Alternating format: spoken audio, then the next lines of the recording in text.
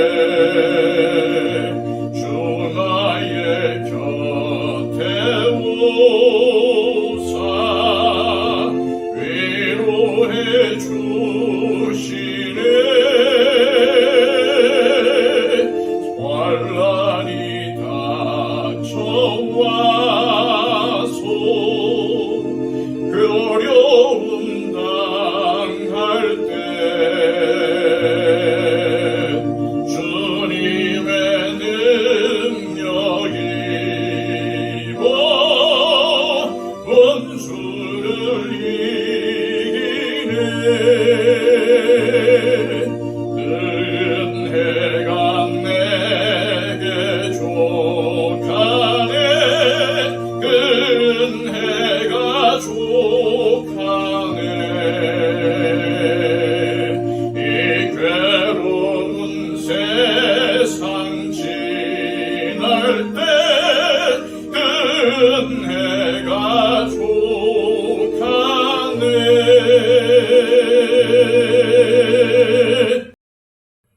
시간 우리에게 주시는 하나님의 귀한 말씀은 신약성경 요한계시록 10장 1절에서 4절까지의 말씀입니다.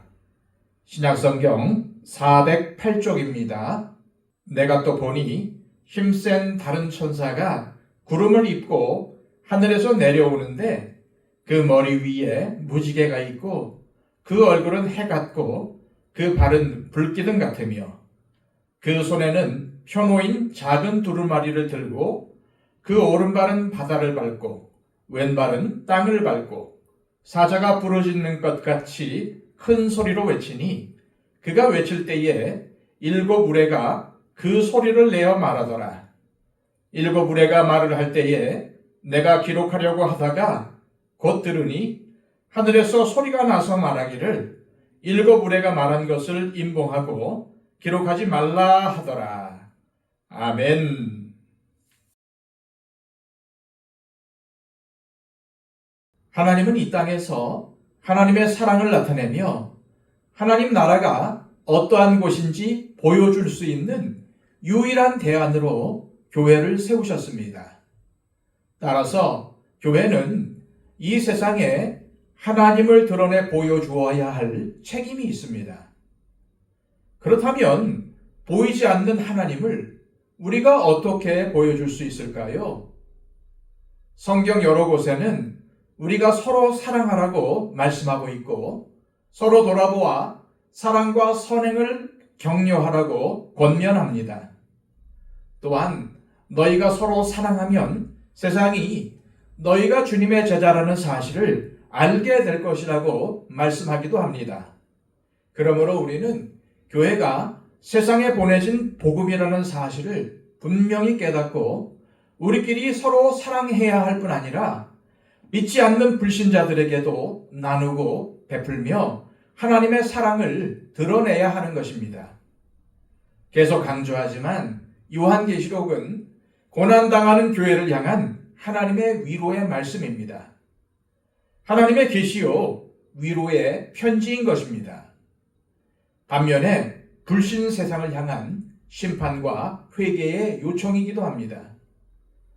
특히 6장부터 16장까지는 인, 나팔, 대접 등의 세 개의 재앙이 차례대로 진행되며 각 재앙은 7개의 시리즈로 구성이 되어 세상을 향한 하나님의 심판을 말씀하고 있습니다. 또한 이 심판은 갈수록 더 심한 형태로 나타나고 있습니다. 그렇게 진행되는 심판의 곳곳에 삽입된 내용들이 들어 있습니다. 전에 묵상했던 7장은 6장 17절에 하나님의 진노의 큰 날이 이르렀으니 누가 능히 서리요? 라는 질문에 대한 대답입니다. 누가 능히 선다는 것입니까? 하나님의 입맞은 14만 4천 명, 곧 신앙의 절개를 지킨 사람들만 설 수 있는데 이들은 능히 셀 수 없는 흰옷을 입은 큰 무리라는 것입니다. 그런 후에 7째 인이 떼어지면서 7 나팔 재앙이 이어집니다. 8장과 9장은 6째 나팔 재앙까지만 말씀한 것입니다. 그러면서 9장 21절에는 6째 나팔 재앙이 이루어져 세상 사람 3분의 1이 죽었지만은 남은 사람들은 끝까지 회개하지 않더라는 겁니다. 그렇다면 이렇게 악하고 강팍한 세상을 향해서 교회는 어떻게 대처해야 할까요? 이에 대한 대답이 바로 오늘부터 묵상할 10장 1절에서 11장 12절까지의 내용입니다. 이것은 9장 21절과 11장 13절을 비교해보면 선명하게 드러납니다. 9장 21절은 끝까지 회개하지 않았다고 말씀합니다. 그러나 11장 13절에는 그 남은 자들이 두려워하여 하늘의 하나님께 영광을 돌렸다고 말씀하고 있습니다. 이 변화의 사이에 바로 교회가 세상에서 감당해야 하는 사역이 기록되어 있는 것입니다. 1절에서 3절입니다. 내가 또 보니 힘센 다른 천사가 구름을 입고 하늘에서 내려오는데 그 머리 위에 무지개가 있고 그 얼굴은 해 같고 그 발은 불기둥 같으며 그 손에는 펴놓인 작은 두루마리를 들고 그 오른발은 바다를 밟고 왼발은 땅을 밟고 사자가 부르짖는 것 같이 큰 소리로 외치니 그가 외칠 때에 일곱 우레가 그 소리를 내어 말하더라. 여기에 등장하는 힘센 천사가 누구냐에 대해 여러 가지 주장들이 있지만 결론부터 말씀드리면은 이 힘센 천사는 그냥 천사입니다.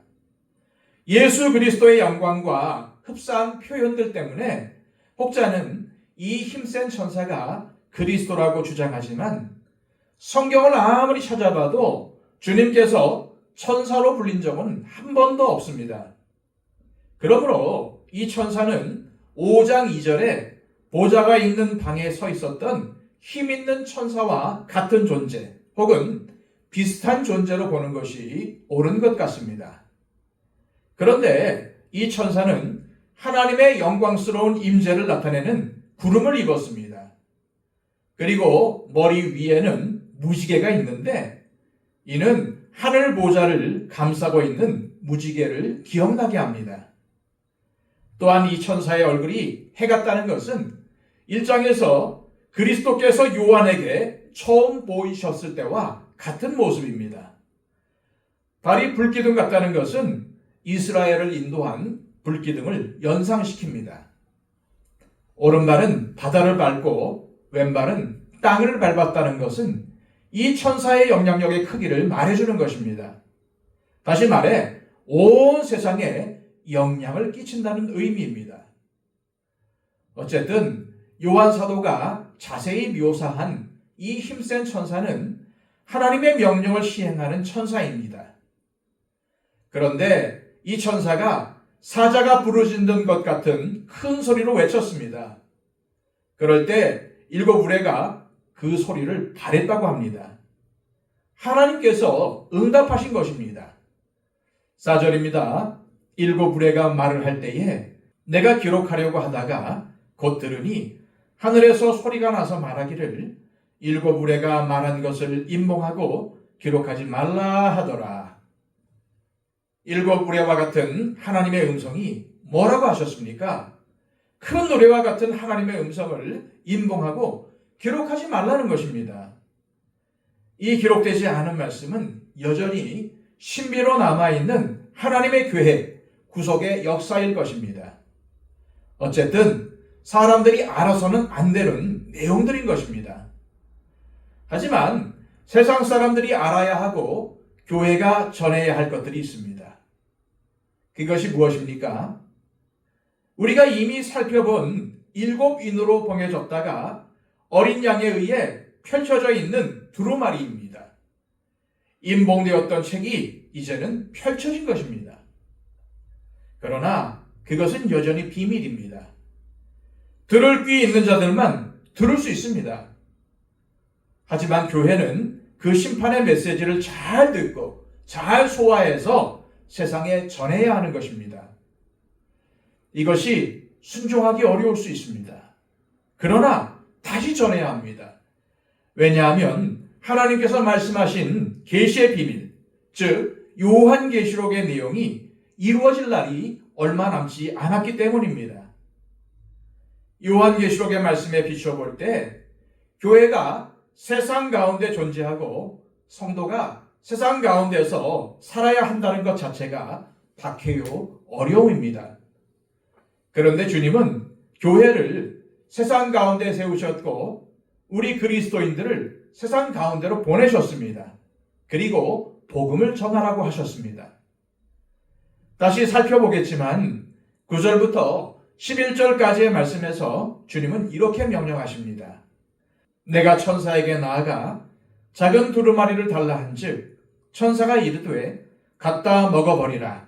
네 배에는 쓰나 네 입에는 꿀같이 달리라 하거늘 내가 천사의 손에서 작은 두루마리를 갖다 먹어버리니 내 입에는 꿀같이 달아 먹은 후에 내 배에서는 쓰게 되더라. 그가 내게 말하기를 내가 많은 백성과 나라와 방언과 임금에게 다시 예언하여야 하리라 하더라.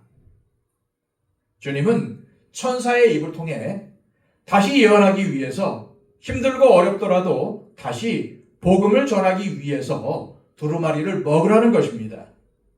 세상이 약하고 강팍하더라도 핍박하더라도 복음 전하기를 포기하지 말라는 것입니다. 우리가 이 말씀에 순종할 때 교회와 성도는 세상에서 참된 교회와 성도로 존재할 수 있다는 사실을 기억하시길 바랍니다. 이 시간 기도하실 때 주님, 악하고 강팍한 세상 속에서 교회와 성도로 살아갈 힘과 용기를 주옵소서. 주님께서 우리를 교회로 모아주시고 성도로 살아가게 하신 이유를 깨닫게 하셔서 세상에 하나님의 사랑을 전하며 하나님의 나라를 보여주는 모델이 되게 하시고 끝까지 포기하지 않고 우리의 삶으로 또 입으로 주님의 복음을 전하게 하옵소서 기도하시기를 바랍니다. 111 기도를 통해서 우리의 기도가 필요한 우리 주변의 많은 분들을 위해 중보해 주시기를 바랍니다.